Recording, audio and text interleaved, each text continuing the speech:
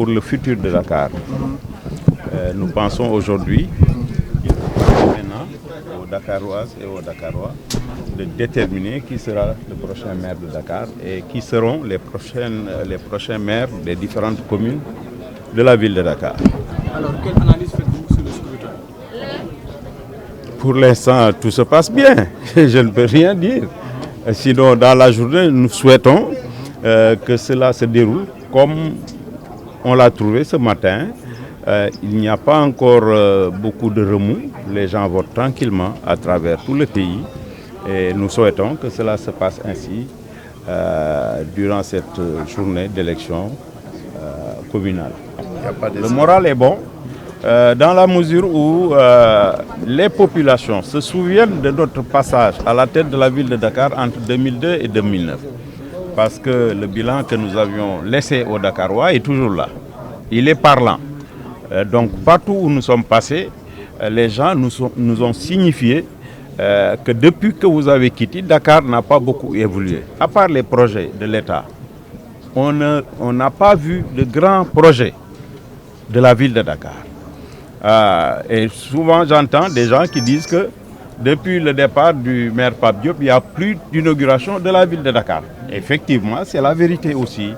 Donc nous pensons que les populations que nous avons vues voteront massivement pour nous et pour nos candidats. Avant-hier, nous étions aux Parcelles Assainies, jeudi.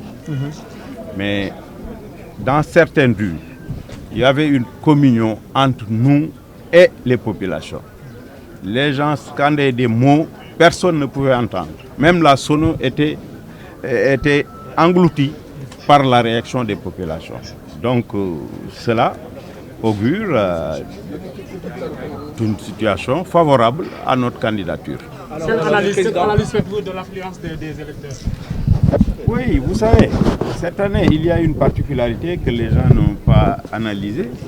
C'est la première fois dans l'histoire politique du Sénégal que les populations ont la possibilité d'élire directement leur maire. C'est la première fois. C'est ça qui motive l'engouement des populations parce qu'ils ont l'occasion de choisir leur maire. C'est ça que nous avons remarqué un peu partout. Certains m'ont posé la question à savoir pourquoi cette campagne bruyante qu'on n'a jamais connue. C'est exactement ça. Maintenant, nous devons encore continuer à faire des efforts en ce qui concerne le mode d'élection pour que la démocratie aille de l'avant. Le mode d'élection est toujours biaisé pour les élections locales et pour les élections législatives. Je pense que le prochain chantier de la classe politique, c'est celui-là. Alors, monsieur le président, c'est pas tolérable. C'est ça que je voulais dire. Mais vous avez un rôle. Moi, je pensais que hier, la presse allait dénoncer cela. Parce qu'il y a deux coalitions qui se préparent pour ça.